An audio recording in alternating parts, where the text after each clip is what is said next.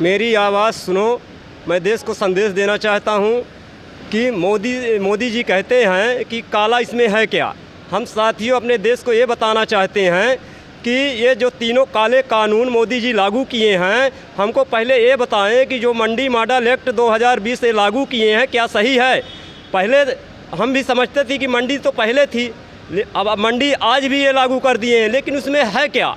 लेकिन मैंने जब उसको गहराई से देखा और उसको सुना तो गहराई में ये है कि पहले जो सरकारी मंडी थी अब ये प्राइवेट मंडियाँ कर दिए हैं। यदि सरकारी मंडी समाप्त हो जाएगी, पूंजीपति क्या देखता है, भविष्य देखता है। भविष्य में ये क्या करेंगे, रुपए 2 रुपए महंगा करके हमारी जिनिस खरीदेंगे। जब हमारी जिनिस खरीदने लगेंगे तो सरकारी में हमारा गल्ला जाएगा नहीं। जब शासकीय में मेरा गल्ला नहीं जाएगा तो प्राइवेट मंडी बढ़ जाएगी और शासकीय मंडी धीरे धीरे समाप्त हो जाएगी। पहला नंबर तो ये मोदी जी को बताना चाहते हैं जो देश को मूर्ख बना रहे हैं। अपने देश को मैं संदेश देना चाहता हूँ कि आप मूर्ख मत बनाइए। नंबर 2, जो पहले हम ठेका की खेती आज भी करते हैं, पहले भी करते थे।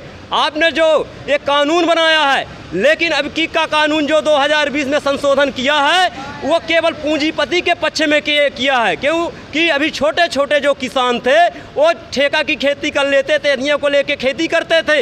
लेकिन अब पूंजीपति जब आ जाएंगे, अंबानी हम जैसे आदमी आ जाएंगे तो छोटे छोटे आदमियों को खेती करना मुश्किल हो जाएगा। नंबर 3, जो इसमें भंडारण जो 1955 में जो बनाया गया था, कोई कानून बनाया होगा, उस कानून से आज चलता था। यदि आज से ज़्यादा यदि कोई चीज़ यदि आप इकट्ठा करते हैं, उसमें ये नियम था कि यदि ज़्यादा करेंगे उसमें कानून था, आपका अपराध माना जाएगा। लेकिन ये मोदी सरकार उस अपराध को समाप्त कर दिया है। अब पूंजीपति चाहे पूरे देश का अन्न इकट्ठा करके रख ले, उससे महंगाई चरम को बढ़ेगी। मोदी जी आपको मैं संदेश देना चाहता हूं, आज जनता जाग आई है, देश की जनता पढ़े लिखे है, आज का युवा पढ़े लिखे है। आप चूतिया मत बनाइए कि आप जहां जाएंगे और वहीं आप अपना गल्ला बेचेंगे। आप जाइए जहां खरीदेंगे। आज इसमें जो बेचारा ठेला वाला है, आज जो कमा नहीं पा रहा है, आप रेल बेच लिए, अब स्टेशन बेच लिए, आप बिजली को बेच लिए।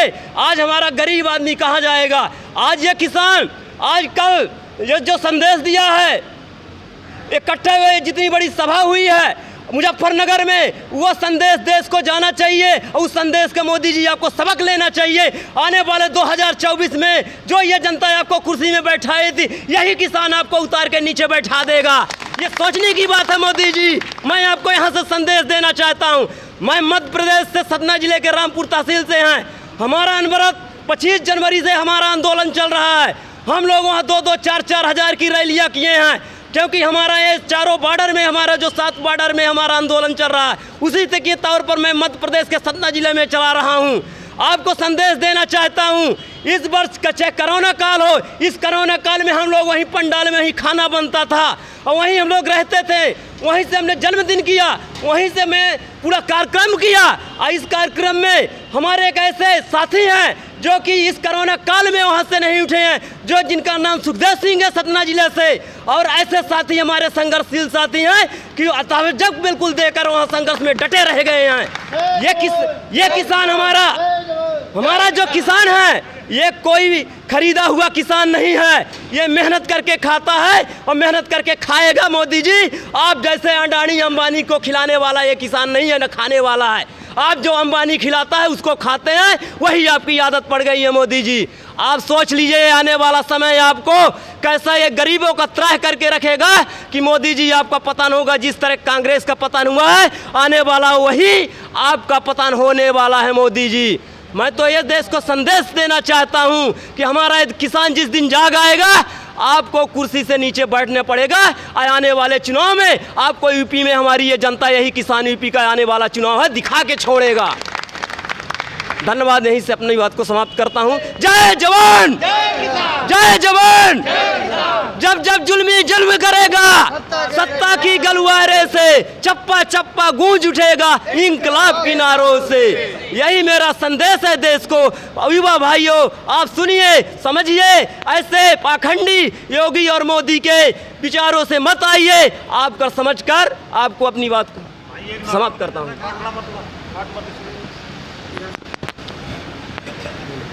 किसानों का नारा है, ये भारत का किसान, देश आज़ादी में जो बाबा साहब ने संविधान दिया अब ये देश को चलाने वाले लोग और धन को धनवान बनने वाले लोग ध्यान से सुन लें, ध्यान से सुन लें, ध्यान से सुन लें।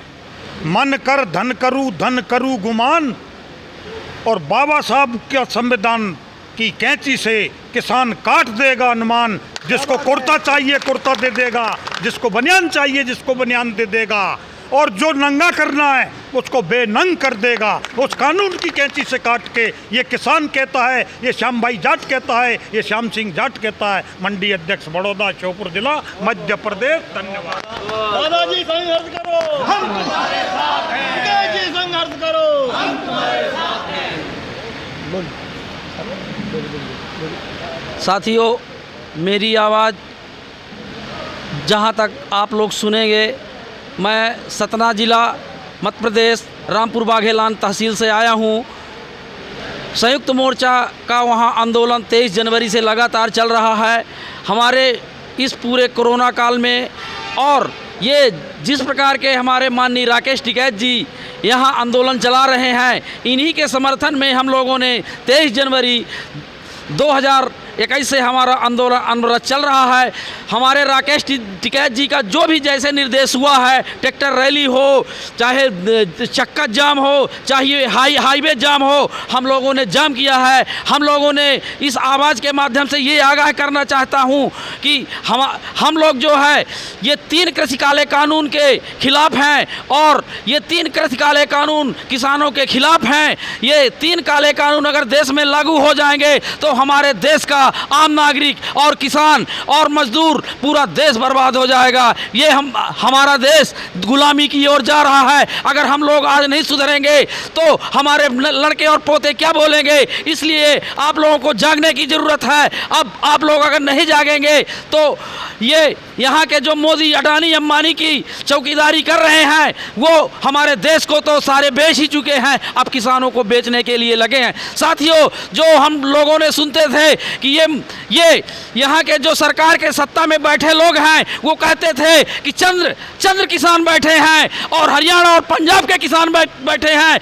मैं इस आवाज़ के माध्यम से कह रहा हूँ, कहीं कोई किसान ऐसा देश में कहीं भी नहीं है जहाँ ये आंदोलन नहीं चलता हो। ऐसा कहीं भी कल जो ये महारैली हुई है, ऐसे हमारे देश के कोने कोने से किसान आए हैं जिन्होंने ये आवाज़ अपनी जाके अपने देश और अपने प्रदेश में जा कर के अपने जगह जगह ये आंदोलन के लिए रणनीति बनाएंगे। साथियों, मैं अपनी वाणी को ये विराम देता हूँ। जय जवान, जय जवान। हमारी आवाज़ चैनल से दयाशंकर द्विवेदी, मंडल प्रभारी, रीवा संभाग, मध्य प्रदेश। मैं एक संदेश नारा के माध्यम से दूंगा, चूँकि बाइट में दे चुका हूं, इसलिए मैं बोलूँगा। एक नारा है, रत्न है पर कोई पारखी चाहिए, रत्न है पर कोई पारखी चाहिए, द्वेष दूषण रहित भारती चाहिए। रत्न है पर कोई पारखी चाहिए, द्वेष दूषण रहित भारती चाहिए। व्यूह फिर से रचा मोदी ने यहाँ, व्यूह फिर से रचा मोदी ने यहाँ, पार्थ को राकेश टिकैत जैसे सारथी चाहिए बंधुओं, पार्थ को राकेश टिकैत जैसे सारथी चाहिए बंधुओं।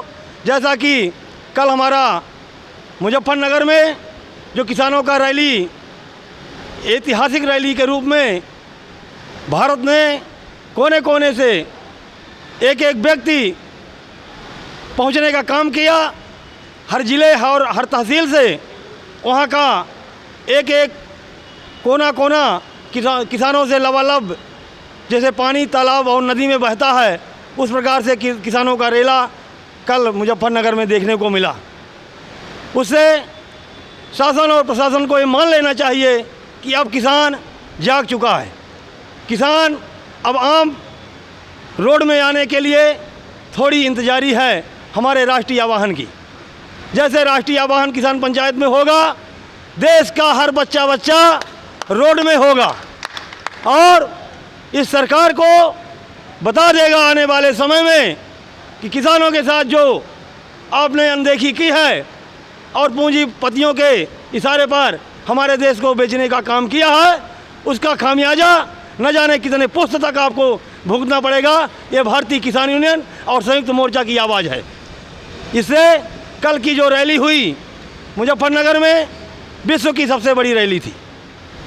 विश्व में इतनी बड़ी रैली अभी जो पार्टियों की रैली होती है, मैं आपको आपकी आवाज़ से बता देना चाहता हूँ कि जो पार्टियों की रैली होती है वो लारी और सुहारी के बल पर होती हैं, लेकिन हमारा जो किसान पूरे भारत के कोने कोने से आया, वो अपने रोटी, अपनी खर्ची और अपनी लाठी डंडा और झंडे के साथ, अपनी किराया भाड़ा के साथ वो गाजीपुर और सिंधु बॉर्डर और मुजफ्फरनगर पहुंचने का काम किया है। मैं इन्हीं शब्दों के साथ जय हिंद, जय भारत, जय जवान, जय किसान। किसानों ने ललकारा है, किसानों ने ललकारा है। धन्यवाद।